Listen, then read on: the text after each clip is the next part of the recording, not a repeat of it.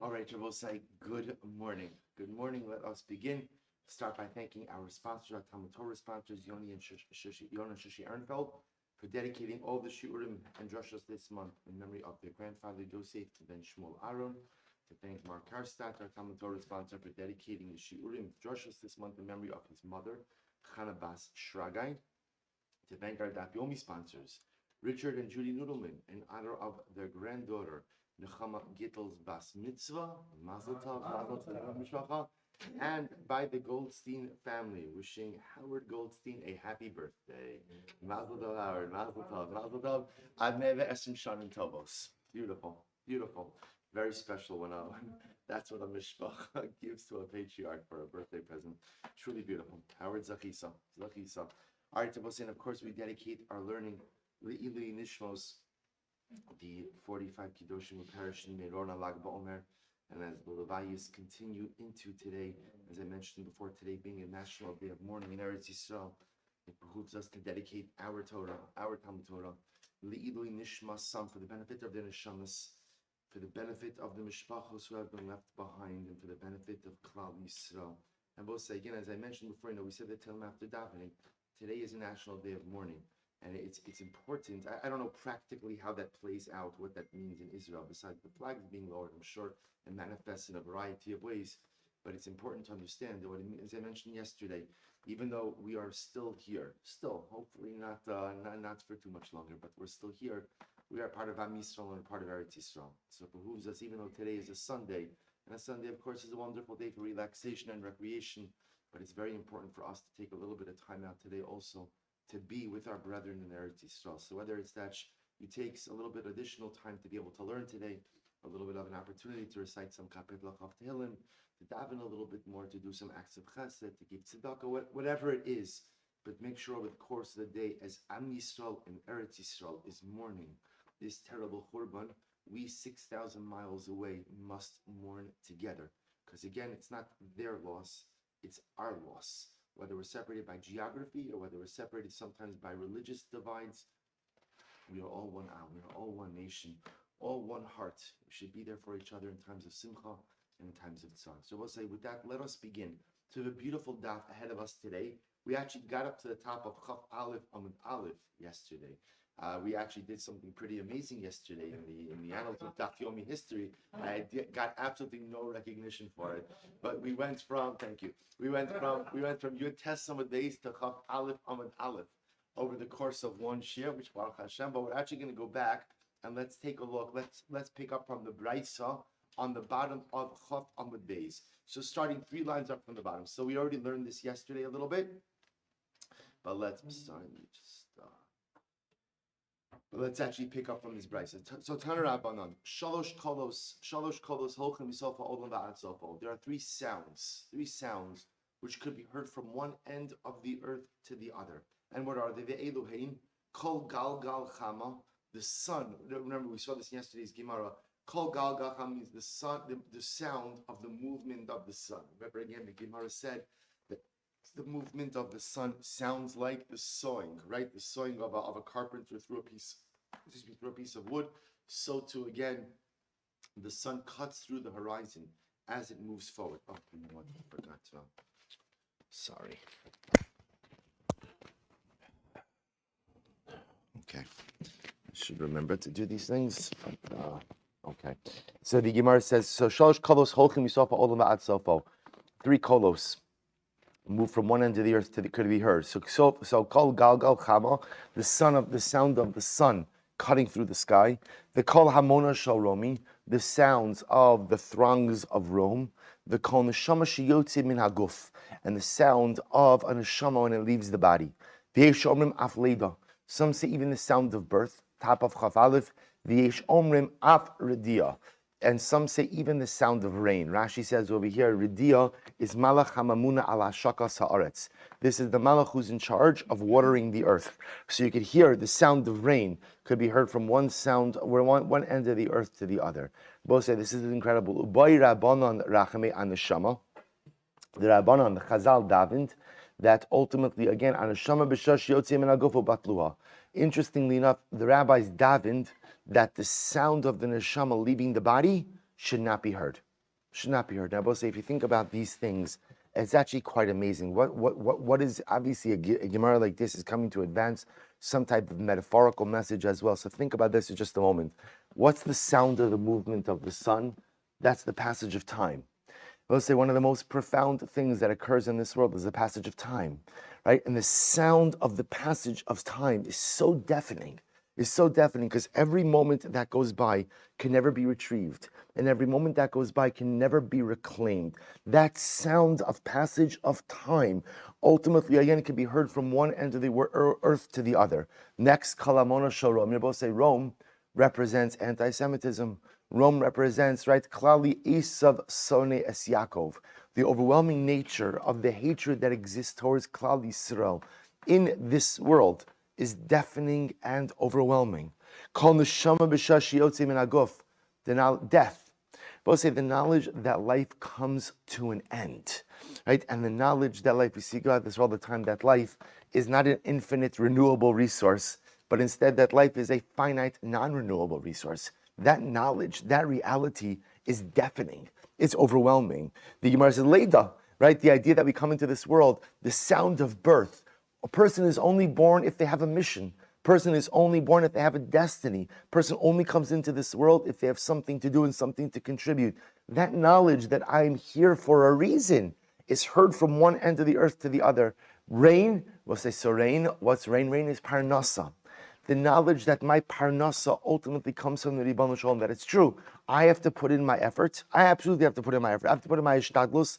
But at the end of the day, my effort is only meaningful if it is blessed by the Ribbon Shalom. So we'll say this is what it means when these sounds are heard from one end of the earth to the other. That these are the things of which we must be constantly aware. I must be aware of the passage of time, because if I'm aware that every second that goes by I cannot reclaim, that'll get me to use my time better. I must be aware of Esav son es Yaakov, of anti-Semitism. I'll say, why? Why to walk around like everybody hates me? No, because especially as those of us who live in the Gullus, we always have to be aware that we are foreigners in a foreign land. And at the end of the day, we, Baruch Hashem, we are privileged to be here, and we are privileged, wherever we've lived throughout the centuries, to be hosted by many nations. But we should never delude ourselves into thinking that the nations of the world love us. The sound of death. I both say the knowledge that death comes for us all. Some of us will be zocheh to live longer lives. Some of us only will give a beginning a short amount of years. But at the end of the day, death comes for all. And the notion that life ends has to energize us to live more purposefully. Leida, I both say the idea, life, I have a mission. I have a mission. What's my mission? Figure out what my mission is. What am I supposed to accomplish? Rain, the Parnassah comes from HaKadosh Baruch Hu. So I'll say, what's the pshat that Chazal davened for the sound of the neshama leaving the body to be taken away? Because I will say, can you imagine if that sound was actually heard? Chazal davened, if people live with a constant preoccupation of death, that could ultimately, again, lead to undermining productivity in life. So it's almost as if Chazal said, it used to be that the knowledge of death like lived on the frontal lobe, right? The knowledge of death was constantly part of my consciousness. It was heard, which could be very powerful, but apparently Chazal also felt that it could potentially be debilitating, or they saw that it was debilitating. So they davened ultimately again for that sound to be no longer heard in this world. Incredible. Tanya Kavase de Reb Shila. So we'll say, so remember again, this whole discussion is such incredible Gemara. This whole discussion is rooted in a machlokas between Rav and Rabbi Shila about the definition of what? Remember? Kriyas HaGever. Right? When the Mishnah said that on a normal day they would do Trumas Hadeshin by Kriyas HaGever, what does that mean? So Rav said Kriyas HaGever is talking about a guy, a person. Right? A person. His name was Gavini, we saw in yesterday's daf. Right? So he was the individual, was the crier who woke everybody up. So Rav says it's a person. Rabbi Shila said, no, it refers to the rooster. So the Gemara says that there's a brayso that supports Rabbi Shila. If someone travels in the morning before Kriyas HaGever, which I will say in this context means before the crow of the rooster, Damo Berosho. He is responsible ultimately again for his own death. I will say this is part of the motif that there are mazikin, there are dangerous forces There are dangerous forces which exist in the world at night, and therefore a person should not go ahead and travel by night. So if you travel before the rooster crows, then at the end of the day, Damo Barosho. Rabbi Yoshia Omer, Ad Sheyishna. Rabbi Yoshia says you really shouldn't leave until the rooster crows twice. The Yeshom Ad Sheyashlish. Others say you have the rooster to crow 3 times. Ube'ezet Tarnagol Amru. We'll say what kind of rooster they're talking about. Betarnagol Beinoni. Say, even in the rooster chevra, right? There's reasoned roosters, right? They crow very early. Then there is the lazy roosters, they crow late. When we speak about that you shouldn't leave, it's talking about a rooster Beinoni, right? We'll say in life in general, it's always good to be a middle of the road kind of person, middle of the road kind of rooster. So when the rooster Beinoni rooster crows, that's when you should go out. So we'll say, so again, leaving aside the halachas and traveling, this brisa clearly supports Rabbi Shila's interpretation that gever, right, that kriyas ha-gever, ultimately again refers to the crowing of the rooster. Amar Rabbi Yehuda Marav, we'll listen to this. So now, we'll say that's the machlokes. Now, obviously, we know that historically in the Beis Hamikdash, there was a crier. I don't know if I'm using the right word, crier, but you understand there was an announcer, right? I mentioned yesterday, the veker, right? Like every yeshiva has the veker, the guy who goes around and wakes up everyone. So the Beis Hamikdash had someone who was responsible for this as well. So it could very well be that kriyas ha-gever means different things in different places, but at least in our Mishnah, kriyas ha-gever absolutely means the individual who was called Gavini, or I keep saying Gavini. Was it Gavini or Ganivi? Gavini, right? So Gavini, ultimately, again, that was the original guy's name, and then the office became known by that name as well. So the Gemara goes weiter. We'll say this is so beautiful. The Gemara says, Amar Yehuda Marav, B'shal sheisra olin l'regel, Omdin Tsefufin Mishtachlavim Ravachin. We'll say this is truly beautiful. So the Rabbi Yehuda says the name of Rav. When Klal Yisrael would come up for Aliyah l'regel, we'll say you have to imagine this scene. Imagine this scene. They were coming up for Aliyah l'regel, Pesach Shavuos Sukkos. Omdin Tsefufim, they would stand packed in together. Umishtachavim revakim. But when they would bow down, there was space for everyone. Now, I'll say, if I'll tell you something very interesting, the Gemara says, so actually, if you look at Rashi for just a moment, Mishtachavim revakim, it's right across in Rashi. Kishem mishtachavim v'nof l'menasa lahem neis, when they would prostrate themselves and bow down, a miracle would happen. V'hamakom marchiv ad sheyesh beinehem arba amos. So we'll say, when they were standing up in the mikdash, they were packed in like sardines. But then when they would go ahead and bow down, there was enough space for every single person. Why? Now look what Rashi says. Shelo yishma ish vidui shel chavero shelo yikale. Now according to Rashi, the reason for this miracle was that when remember, you would recite vidui when you are prostrating yourselves. And what's going to happen? Vidui, I will say, we think about vidui as ashamnu baganu. That's true. But real vidui is confession of what? Of your own averos. Right? Not just ashamnu baganu. I spoke lashon hara, I ate non-kosher, right? Whatever your averos are. So we'll say, what's the problem? The problem is, if we're all standing next to each other, then what? I'm going to be inhibited. I don't want to confess my averos in earshot of you. By the way, I'm actually not allowed to confess my averos, right? The idea that Rambam brings in Hilchos Tshuva, when you confess your averos, that is a private experience between you and the Ribono Shel Olam. So Rashi says the point of the miracle was allow for personal vidui, a personal confession. Now, what's unique about this Rashi? We'll say, when are you confessing your averos? And no one wants to answer this question, right? So we'll say, well, with Pashas, hopefully I'm confessing my averos every day. I mean, if I did them. But really, that's the avodah of Yom Kippur. Yet the Gemara says, when did this miracle occur? Regalim, where there's no din of vidui, which is really quite interesting. There's a whole machlokes over here. There are different girsos of the Gemara as well. Exactly when this miracle occurred, because remember again, even on the Yom Tovim, was there a din of prostration? Not a din of prostration. Yom Kippur, there was for sure a din of prostration. I will say, remember again, even aside for vidui, when are we prostrating ourselves on Yom Kippur?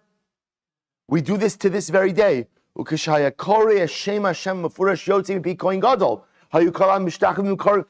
again, to this very day we reenact this in our shuls, even outside of the Beis Hamikdash.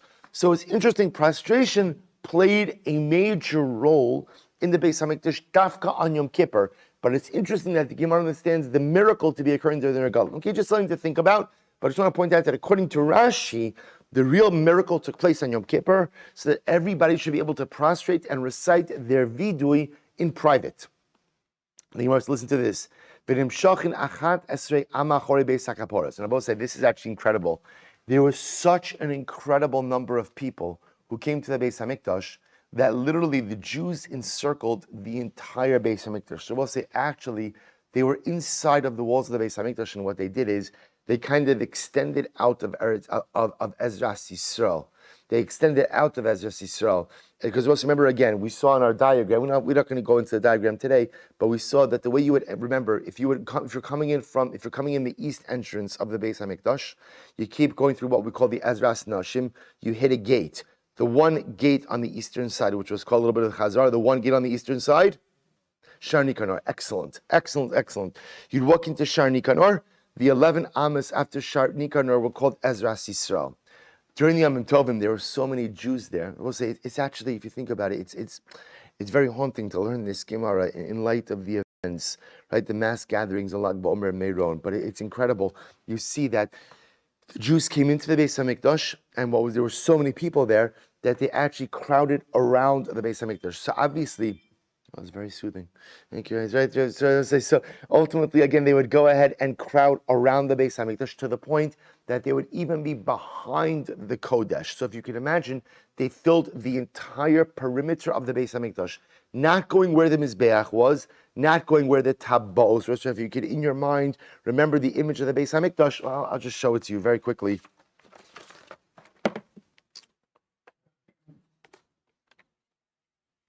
I thought I had it here. Too many papers. Okay, so we'll say, if you can imagine, just to illustrate what we're talking about over here. Remember again, they're coming in. This is the eastern gate, Shar Nikanor. Klal Yisrael, regular Yisrael are able to go in this narrow rectangle. During the times of the Regalim, they actually would fill out this entire space. Again, along the perimeter of the wall.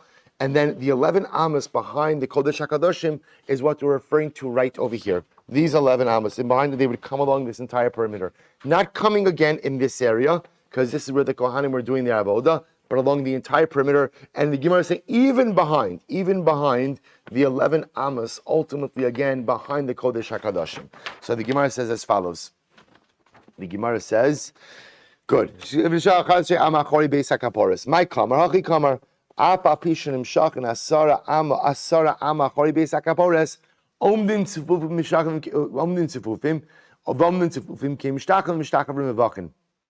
Shabbos said the miracle was that even though they were panned out, right, there was so much extra room, they panned out past the Ezras Nashim into the Ezras Yisrael, and even surrounding the perimeter of the Beis Hamikdash. When they stood, they were packed in, but when they bowed down, there was room for everyone.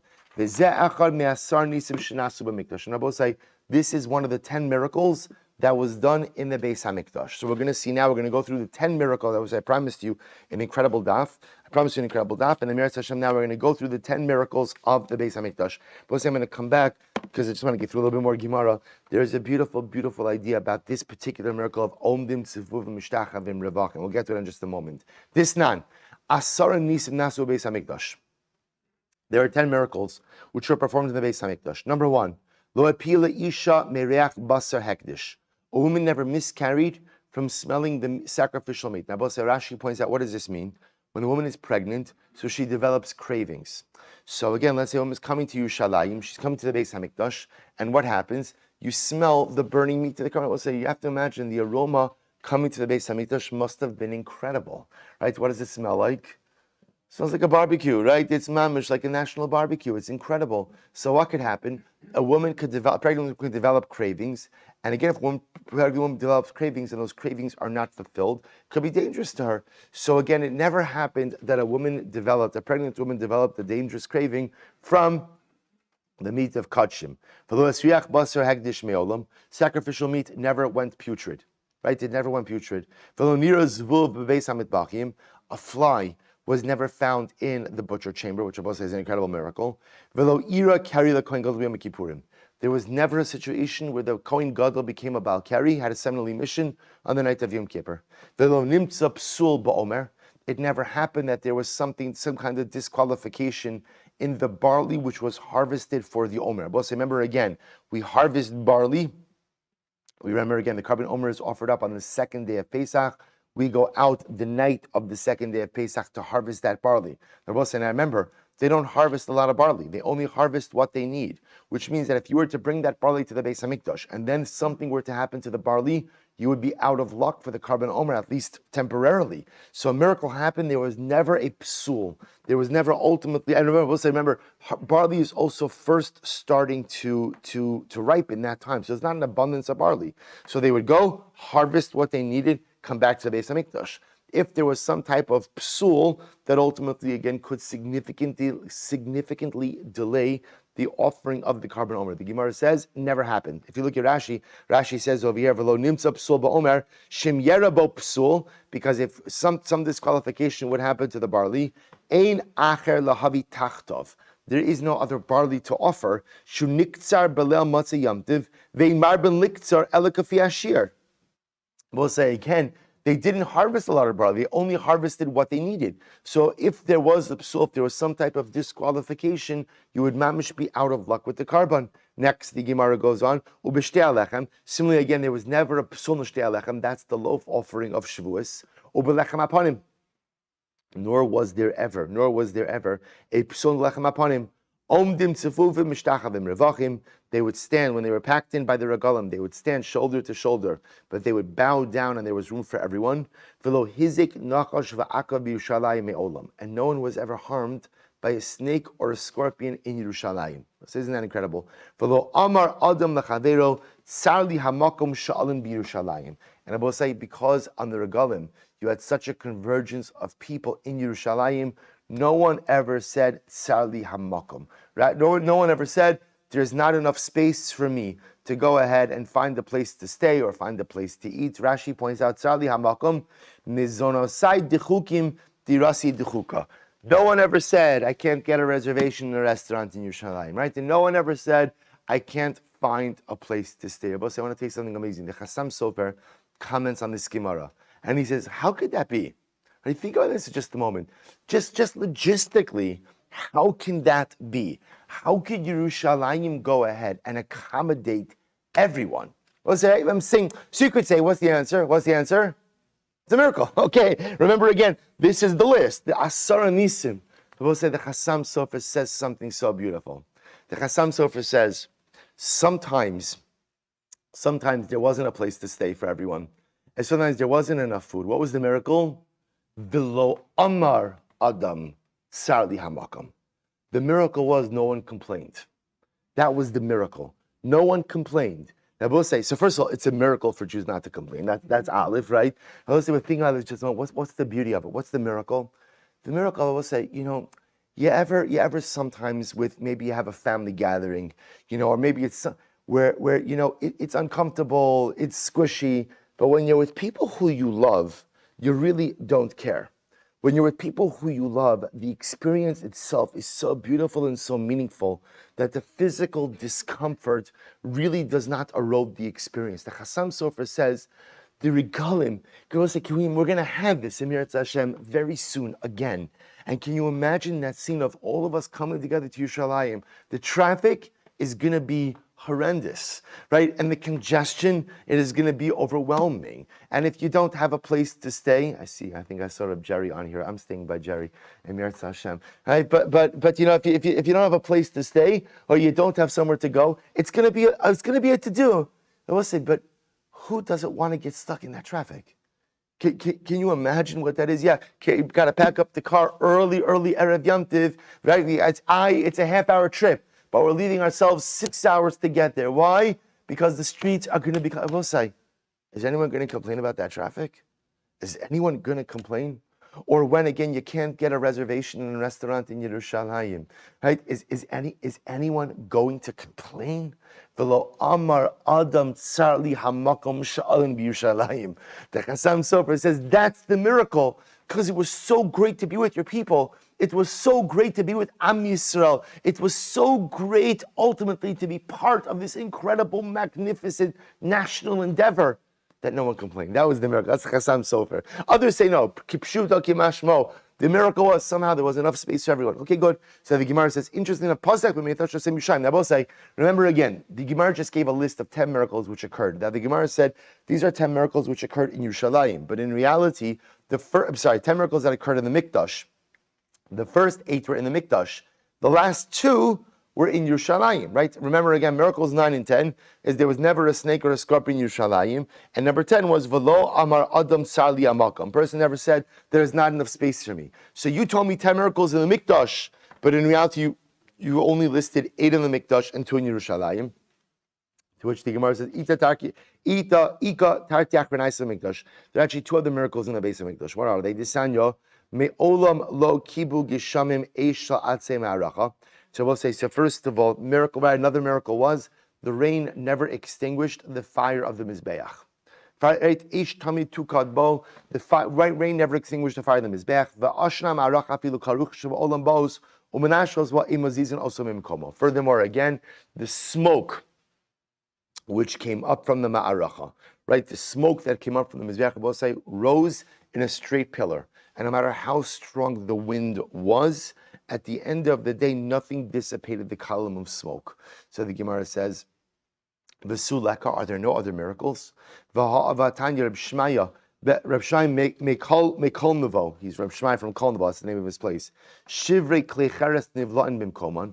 We'll say, this is incredible, another miracle. So we'll say, so what the Gemara just did was took out the 2 last miracles of snakes and scorpions in Yerushalayim and lo amar adam sarli amakom and replaced them with another 2.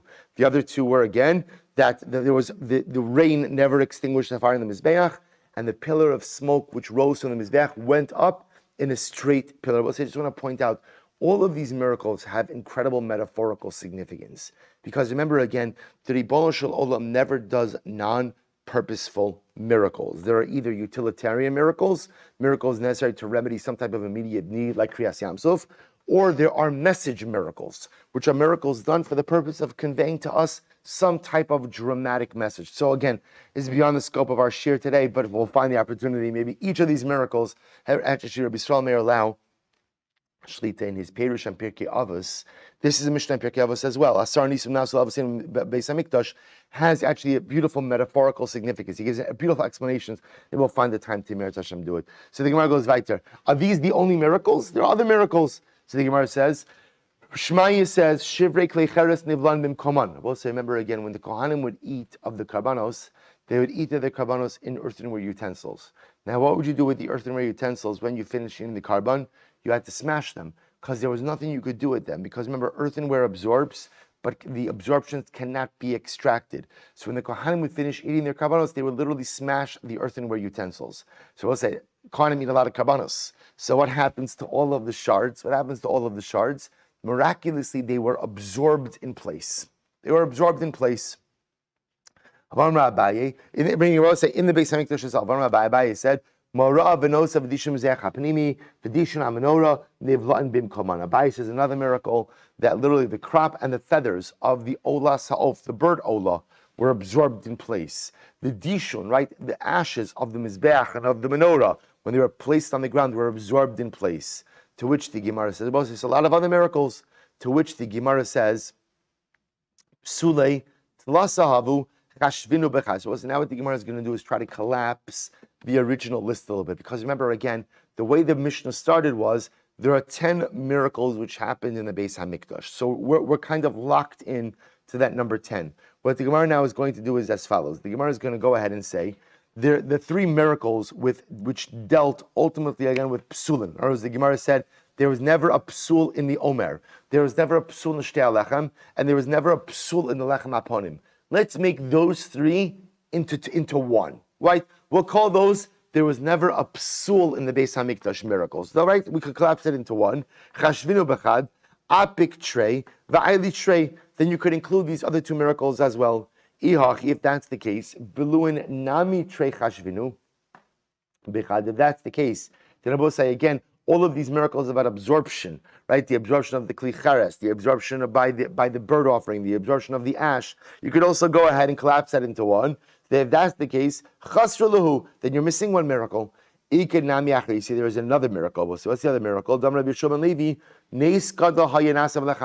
there was an incredible miracle with lechem apanim. What was the miracle? Siluko kisiduro. We'll say the miracle of the lechem apanim was that just like it was put on fresh, it was removed fresh as well. When it was put on, it was hot, and when it was removed, it was hot. Shneimar lo shum lechem chom biyom hilakcho. The sulakar, the northern miracles, we'll say that perhaps that's miracle number 10. Lechem aponim, it was put on hot, it was removed hot. Are there no other miracles? V'amar Levi, davar zeh mesoras biyadenu, mi'avosenu. There is a mesorah, we'll say, that we have. Makom aron ina min amida. We'll say this is incredible. If you look at the dimensions of the Kodesh HaKadoshim and the dimensions of the Ark of the Aron, it doesn't work. The Ark does not fit inside of the Kodesh HaKadoshim, to which the Gemara explains, it's very simple, Aron eina min amida. The Aron somehow miraculously did not take up space. Didn't take up space. So that's another miracle. Furthermore, again, the Gemara says, V'amar b'nai amr Shmuel, Kruvim b'nei sayu omdim. The Kruvim themselves, I will say, which were the angelic-like figures, perched on top of the Aron, also were suspended miraculously, right? They also didn't take up space. So the Gemara says, so this is 2 more miracles. Why aren't they reckoned as part of this list? To which the Gemara says, no. Nisi dibrai kachashiv, nisi degavai lo kachashiv. We'll say, this is actually very interesting. The list only include miracles that were on the outside of the mikdash, not miracles that occurred in the interior of the mikdash. So we'll say interesting distinction here. So we'll say, therefore, again, the Aron and the Kruvim, these were nisim on the inside. They're not included in this. We'll say, so it turns out when the Mishnah says asara nisim, these are 10 miracles which occurred on the outside of the mikdash, which were visible. But there are many more miracles which occurred on the interior of the mikdash, which were not visible, therefore were not included. But 1 second. We'll say the lechem apanim was kept on what? On the shulchan. On the shulchan. And where was the shulchan kept? In the inside of the mikdash, right in the kodesh. So if that's the case, that's also called an interior miracle. If that's the case, why is it included in the list? To which the Gemara says, Yihachi, lechem apanim nami nisi degavaihu, lechem apanim nisi debraihu. No, in reality, I will say, this is so beautiful. The miracle of the lechem apanim was actually an exterior miracle. Why? We'll say this is beautiful. Damrei Shlakish, why does the pasuk say that you shall place the lechem on the shulchan hatahar? Right? You should place the lechem upon him on the shulchan that is tar. Tar michlashu tameh. We'll say, what does that mean? Now, interesting enough, what we can infer from that is that perhaps the shulchan, Rashi says, is mekabel tumah. Are you trying to tell me that the shulchan is mekabel tumah? Well, that's not true. The shulchan is not mekabel tumah. Why not? I will say, Amud Beis, kli eitz ha'asui lenachesu. The shulchan, I will say, is a wooden utensil that is meant to remain stationary. V'chol kli eitz ha'asui lenaches ina mekabel tumah. And any wooden utensil that is meant to remain stationary is not mekabel tumah. I will say, I want to point out something very interesting over here. So Rashi gives the whole limud. How we know that a stationary wood utensil is not mekabel tumah. Now, I will say what's very unique over here is that the shulchan is called a wooden utensil, even though what? It's coated with gold.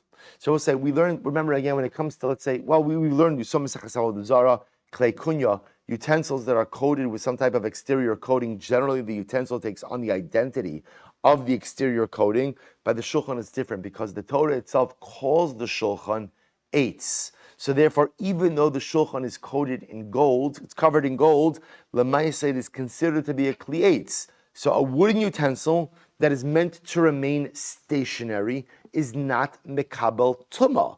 Well, if that's the case, then why does the Torah have to refer to the shulchan as what was lashon ala shulchan hatar? What's going on over here? To which the Gemara says, this is incredible. The Gemara says, any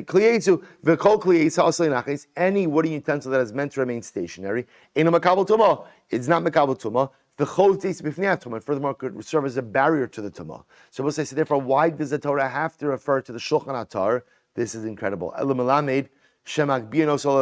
what you see from here, that the shulchan wasn't stationary. Rather, again, we'll say, when was the shulchan moved? This is so incredibly beautiful. When was the shulchan moved? The shulchan was moved for the Olei Regalim. for those who came up on the Yomim Tovim. But Omer, the Kohanim will say, listen, imagine this image. The Kohanim would bring out the Shulchan to the other Gam. Now, we'll say, now, what I told you before makes a lot of sense. Where were the Olei Regalim, right? Where were the pilgrims during the times of the Regalim? Remember, again, I will say, they went past Ezras Yisrael, they entered in through Shar Nikanor, they occupied the area, ultimately, again, of the 11 Amos, and then they also circled the entire interior of the Azara. So I will say, which tells you what the Kohanim would, it's incredible, imagine the scene. The Kohanim would bring the Shulchan out of the Mikdash, and they would say to Klal Yisrael, they would say, "Va'omru lahen, ru'u חיבתכם לפני המקום." See how much HaKadosh Baruch Hu loves you. Shesiluko kisiduro. That ultimately, again, the loaves remain fresh, they were put on hot, and they were removed hot. Shneimar, lasum lechem chom biyom hilakcho. To go ahead and place right that the bread is warm on the day it was removed, just like the day it was placed. Rabbi say, see, that's why it calls the shulchan atar. Why? Because technically speaking, the shulchan was mekabel tuma. In fact, Rabbi say, we know that after the regalim, what would they do with the shulchan? We know this. What would they do with the shulchan? They would immerse it in the mikvah. Because what were they concerned about? They were concerned that people who were tamei inadvertently touched it. So they would actually immerse. So we'll say this is another. So again, the point over here is this is another miracle that the lechem haponim remained fresh. Also, I just point out to you why was this the thing that they showed Klal Yisrael? Right at the end of the day, they said, see how much Kadosh Baruch Hu loves you. The lechem haponim remains fresh. We'll say, why is the freshness of the lechem haponim demonstrative of the unending love that HaKadosh Baruch Hu has for Klal Yisrael? Because let's remember again, what does lechem represent? What does lechem represent? The lechem represents Parnassah. I will say, what are all of us preoccupied with? Or like, unless you're independently wealthy, what are all of us preoccupied with? We're all preoccupied with Parnassah. I will say, the freshness of the lechem haponim was a reminder that the Ribono Shel Olam is an ever-present force in our Parnassah. That although we have to go ahead and put in the ishtadlus, we have to put in a lot of ishtadlus, we have to work very hard to earn our daily bread, the freshness of that bread, the Ribono Shel Olam is constantly present in my bread. I don't have to earn my Parnassah by myself. The Ribono Shel Olam is there with me every step of the way. Ru'u חיבתכם לפני המקום. Yes, it's b'zeas apecha tochal lechem. HaKadosh Baruch Hu says, you're only going to eat bread, you're only going to earn a Parnassah through the sweat of your brow. But lest you think you have to go at it alone. Ru'u חיבתכם לפני המקום. HaKadosh Baruch Hu keeps the bread fresh. He is there with you every step of the way. Beautiful. V'su leka. Are there no other miracles? We'll say there are plenty of miracles.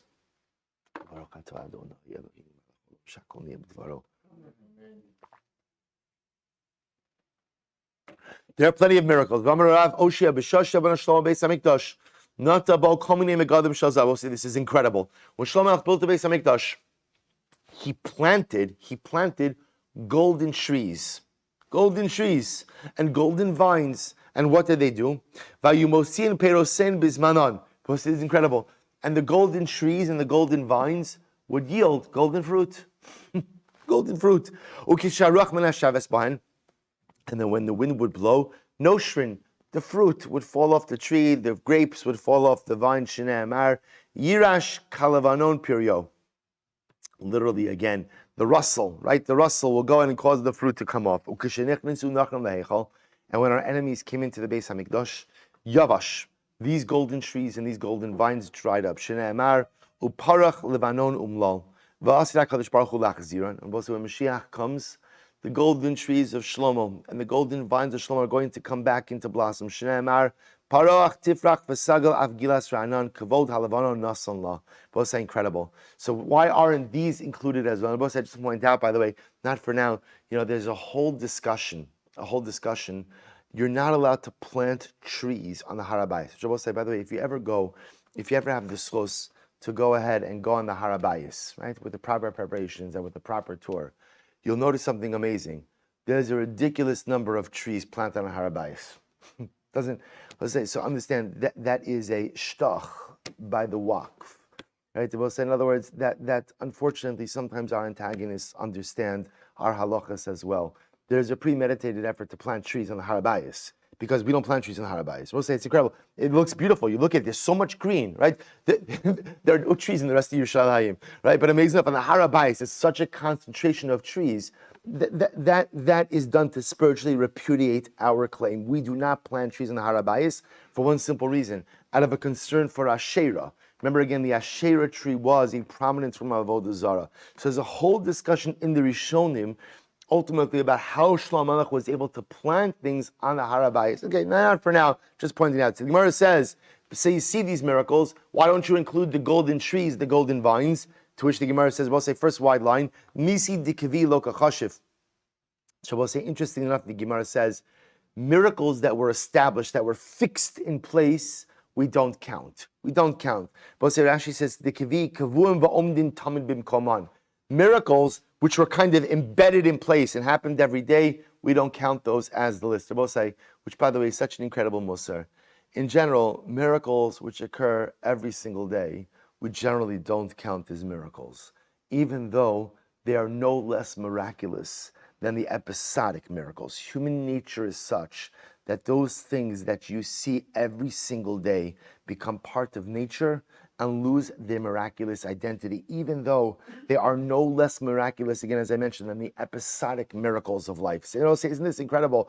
So, isn't this amazing? No. We don't count the golden trees and the golden vines of Shlomo, because at the end of the day, Nisi Dikavi, they're always there. They're always there, and therefore we're only counting the episodic miracles. To which the Gemara says, "Well, hasha da asas lahachi." Now that you said that, Aron ukruvim nami nisi dikvininu. Ultimately, again, the Aron and the Kruvim also aren't counted in the list because they are Nisi Dikvi. I will say, such a muster. We have to be so careful in life to not discount the Nisi Dikvi. Life is filled with constant, embedded, consistent, ongoing miracles. And because we see them day in and day out, we forget that they're miracles. Because we see them day in and day out, because they're kivi'i, we forget about how great they are. We need to make sure, I will say, that we never lose sight of our miracles, not just the episodic ones, but the constant, consistent ones as well. The Gemara says, so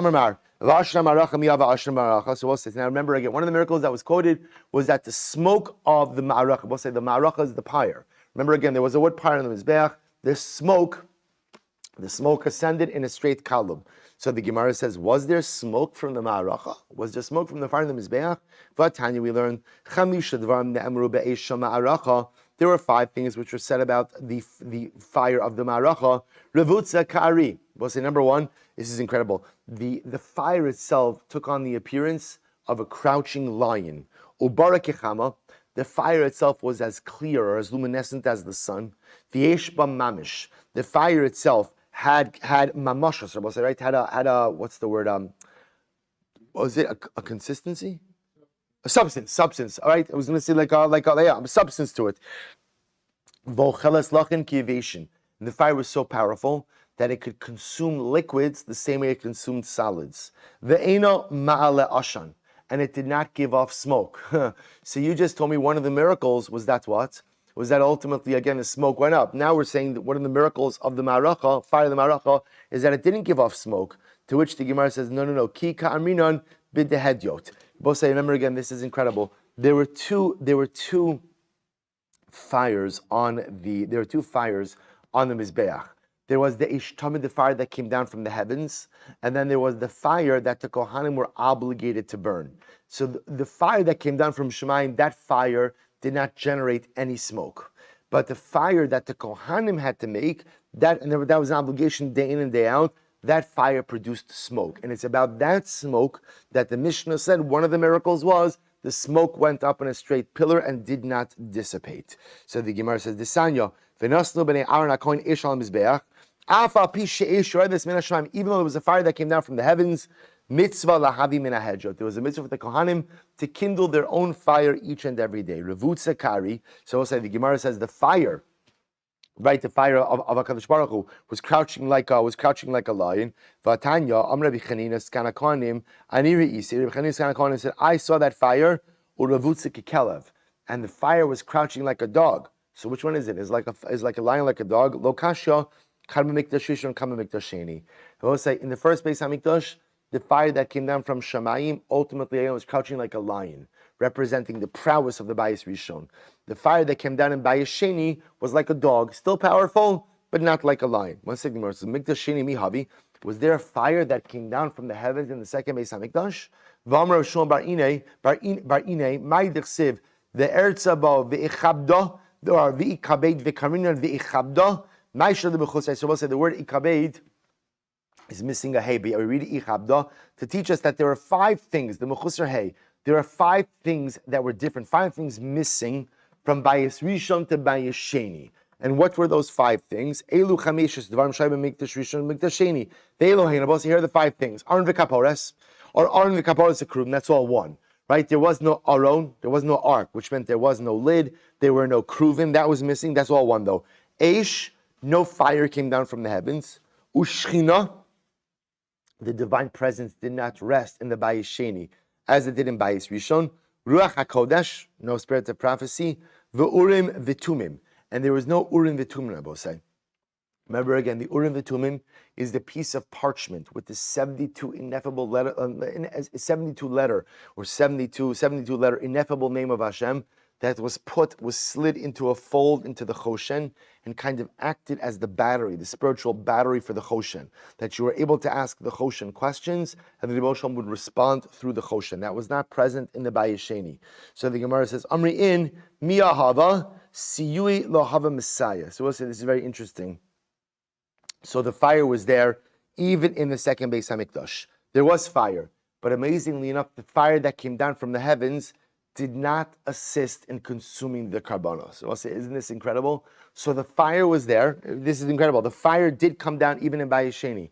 But unlike in Bayis Rishon, where the fire would come down and consume the karbanos, the fire came down in Bayis Sheni, but did not consume the karbanos. It's incredible. And I just want to point out, Tosas brings down over here, how can you say that there were no Urim V'Tumim in the Bayis Sheni? Look at Tosas just a moment. Urim V'Tumim havu. So again, Tosas says, Shimlo Kain hava kohen gadol mechuser begadim. How can you say there were no Urim V'Tumim in the second Beis Hamikdash? Because we'll say if there's no Urim V'Tumim, that means we'll say that the kohen gadol was missing some of his begadim.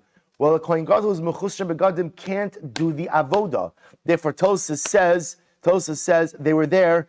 Ella lo hayu mashivin l'nishabah. So we'll say Tosas says they know the Urim V'Tumim were present. They just what? Didn't working. It wasn't working. We'll say it was there. So we'll say machlokes Rashi Tosas. Rashi understands there were no Urim V'Tumim in the second Beis Hamikdash, which means refer to that piece of parchment, which is a pasha pshat in the Gemara. Tosas says impossible because then the kohen gadol will be mechuser begadim. It was there. Cheshbon Baruch Hu just didn't answer. Tana Rabbanan. Sheish Eshos. And I will say there are 6, the Gemara says now, there are 6 fires. Yesh Shocheles Ve'ena Shosa. So I will say there's a fire that eats but doesn't drink, which means it consumes solids but not liquids. Yesh Shosa Ve'ena Ocheles, a fire that drinks but doesn't eat. Yesh Shocheles V'Shosa, a fire that eats and drinks. Yesh Shocheles Lachenu Kiyavation, a fire that consumes liquids like it does solids. Yesh Eish Docha Eish, there's one fire that repels another fire. There's a fire that consumes other fires. Let's go through the list. There's a fire that eats but doesn't drink. Hadidan. I will say that's our fire, right? Our fire could consume things, but yet can't consume liquids, right? It could be put out by liquids. What's a fire that drinks but doesn't eat? Decholin. This is the fire of fever. Right, Rabbi, so when a person is feverish, what happens? They want to drink, but often they have no appetite. So the fire drinks but doesn't eat. Ocheles v'shosa, a fire that eats and drinks. The Eliyahu, the Chsiv, v'esamayim hashabatal lachka. So we'll say this refers to the episode of Eliyahu Hanavi and his theological showdown with the Nevi Habal and Hara Carmel. Remember again, there was Eliyahu Hanavi challenged Nevi Habal to whoever could go ahead and bring down a fire from the heavens first will assert theological supremacy. What does Eliyahu Hanavi do? He shechs karbanos, puts them on a pyre and soaks the whole thing with water. So the fire came down and not only consumed the karbanos but consumed the water as well. A fire that consumes wet things like dry things, that refers ultimately again to the fire that came down on the Mizbech and the Beis Hamikdash. Yesh Eish Docha Eish, there's a fire that repels fire, Di Gavriel. This refers to the fire of Gabriel. So remember, we saw this actually referenced in Pesachim. Remember what happened in Pesachim? So that's when Gabriel, the Malach Gabriel, came down to save Hananiah, Mishael, and Azariah from the fiery furnace. He came down and he repelled the fire from the inside, and the fire consumed everyone outside of the furnace. There's a fire that consumes fire, the Shechina. This refers to the fire of the Ribono Shel Olam. Damar Mar, Hoshit Etzbo B'nei V'Sarpan. So Rashi points out, this is a reference to Akash Baruch was ready to create man. There were a group of malachim who argued against the creation of man. What did HaKadosh Baruch Hu do? He put his finger right in the midst of them and he consumed them. Malachim are fire. Yet the fire of the Ribono Shel Olam consumed the fire of the malachim. Incredible. And I will say when it came to the fire of the smoke of the Ma'aracha, all of the winds in the world could not move it. So that was the miracle, that the smoke would ascend in a straight pillar, and no matter how windy it was, it wouldn't move. Listen to this. Is that true, that the pillar never moved? But listen to this. This is incredible. So Rav Yitzchak bar Avdimi said, right after Shmini Atzeres, Hakol Tzolfin Lashon HaMarachim. Remember again, Matzei Shmini Atzeres is the beginning of the rainy season, right? That's the rainy season after Sukkot. Everybody would look to see what would happen with the Ashran of the Ma'aracha. So I'll say essentially what the Gemara is going to say is they were looking to see which way the wind would blow. Listen to this. Nota klapei tzafon. So if the pillar of smoke would blow towards the north, so the paupers were happy, and the balabatim, the merchants, were very sad. Why? Because it will say, what would that represent? That meant there was going to be a lot of rain that year. So what does that mean? When there's a lot of rain, there's an overabundance of produce. When there's an overabundance of produce, produce rots. Therefore, what do you have to do?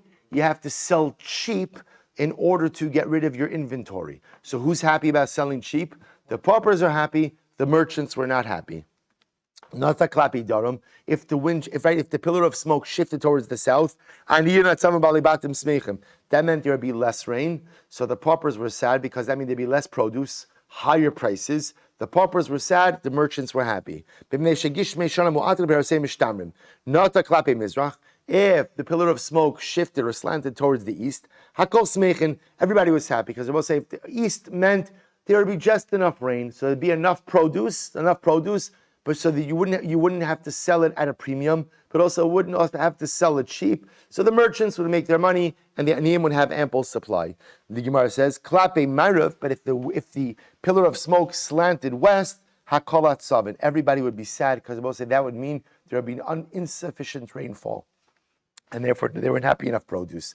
Now again, what do you see from here? That the pillar of smoke did shift directionally. So why do you tell me that it didn't shift directionally? Tushimar says, no. Da'azil va'asi kidikli va'avdure lo hava mivdar. But say what it means was the pillar itself would shift, but would not dissipate. So the Gemara says like a palm tree. But say, what does a palm tree do when it's windy? It shifts back and forth, but the palm itself is intact. So too again, the pillar itself would never dissipate. The pillar remained intact. Just when the wind blew, the wind would shift the pillar, but it was an intact pillar. I will say incredible. So the Gemara goes weiter. The Gemara says, Amar Mar, Klapi Mizrach Hakol Smechen, Klapi Marav Hakol Atzavin. So the Gemara just said before that when the wind blew towards the east, everyone was happy. Towards the west, everyone was sad. Or Minu, the Gemara says, 1 second, Mizrach is the Olam Yafa, Ma'arav is the Olam Kasha. Yet Abba said we learned that ultimately, again, eastern wind is always good, western wind is always difficult. Ruach tzifonis yafa lechitin. A northern wind is good for wheat. So the Gemara says, b'shashev yushlish, as long as the wheat is 1/3 grown. The kashel is asim, and it's difficult for olives. Bizman shein chotin, at the time when they're beginning to blossom. V'ruach duromis, a western wind, kashel lechitin b'shashev yushlish, is difficult for the wheat when it is matured to 1/3 of its growth. But it's good for olives. When they're blossoming. How do you remember all of this? This is incredible. How do you remember it? Shulchan b'tzafon u'menorah b'daram. I will say the shulchan was in the north, and the menorah was in the south. So Rabbi say, what does that mean? A northern wind is good for the wheat. Wheat makes bread which goes on the shulchan. And the western wind is good for olives, which ultimately, again, are used for the menorah. So the Gemara says, so again, the winds of the north, the winds of the south, each go ahead and perpetuate that which works for that which goes on it. So I will say, so again, it's an interesting way to remember it. So the east, right, the menorah, which is in the north, ultimately, again, northern winds take care of the wheat. The shulchan, which was in, good. That's the shulchan, in the north. The menorah, which is in the south, the southern winds take care of the olives. So we'll say, so you see a contradiction, to which the Gemara says, Lokasha, Halan, Vahalahu. We'll say it's not a contradiction. There's a difference between which winds were good for Eretz Yisrael and which winds were good for Bavel. Take a look at the last Rashi, Halan, Vahalahu, truly beautiful. Rashi says, Mizrachis, Yafale Eretz Yisrael. The Eretz Bavel. Eastern winds were good for Bavel. Why? She Eretz Lacha. Because Bavel in general was a more humid, had a lot more rain. The earth was moister. Machmas Meimeha Liolam Uli Eretz Yisrael Kasha. But yet that same easterly wind was difficult for Eretz Yisrael. She Eretz Hamayim because of Maris Liyavesh. So we'll say, all the Gemara says is that this whole discussion about winds depends on where you're living. Ultimately, again, some winds are good for Eretz Yisrael, some winds are good for Bavel, not a contradiction. I will say, I'll just end off with one last piece, with this we'll conclude. Remember, the first miracle we started with in this discussion was the first of the 10 miracles was Omdin, Tsefufim, Mishtachavim, Revachim. Right? So again, when they would stand in the Beis HaMikdash, whether it's the Regalim, Yom Kippur, they would stand shoulder to shoulder, and when they would bow down, there would be room for everyone. So the Kotzker says something incredibly beautiful. He says, this is not just the din in the Beis HaMikdash, it's a din in life. He says, Omdin, there are some people who always stand their ground. Some people who always have to be right. Some people, they're always Omed. It's my way, it's got to be my way. But say, what happens when you're always an Omed? What happens when you always stand your ground, when you always draw your line in the sand? Tsefufim, there's no room for anyone else in life. There's no room. We all know people like that. Some of us are people like that. And what happens? Right? It's impossible to coexist with people like that. When you're always right and it always has to be your way, you leave no room for anyone else. But mishtachavim, when you learn to yield, well, see, yeah, there are sometimes you have to draw your line in the sand, and there are some times that you have to be unyielding, but the truth is those times are few and far between. Mishtachavim, when you learn to yield, Revachim. Suddenly again there's room for everyone. Know when to be an Omed, know when to stand your ground, but those times are few and far between. And know when you do so, you will stifle those around you. But Mishtachavim, find the koach to yield, and amazingly enough, there's room for everyone. See, Rabbi said the miracles of the Beis HaMikdash were not just miracles for temple service, but they are miracles ultimately that taught us how to live our lives. Halavai, we should be Zochem Yiras Hashem to see those miracles and learn from those miracles again here, Rabbi Yameinu. Amen. Hadron alach shivasyon, Rabbi say shkoyach mazel tov. Tomorrow we begin the new parak. Shkoyach.